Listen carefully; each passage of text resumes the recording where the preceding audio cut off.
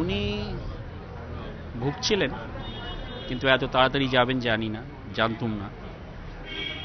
আমরা বড় হয়ে উঠেছি ওর লেখা পড়ে, তর্ক করেছি বন্ধুবান্ধবদের সঙ্গে, ভালো খারাপ ইত্যাদি নিয়ে, কিন্তু ওকে উপেক্ষা করে কেউ বাংলা সাহিত্য 60, 70, 80-র দশকে করতে পারবেন বা পেরেছেন বলে আমার মনে হয় না।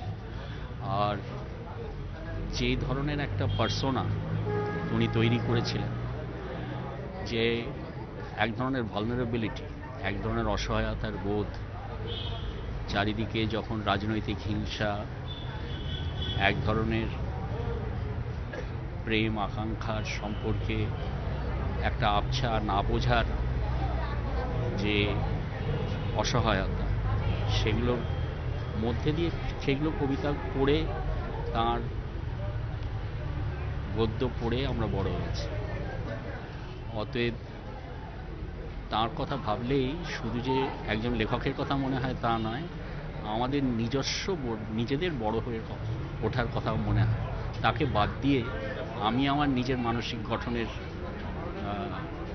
পূর্বাপরও ভাবতে পারি।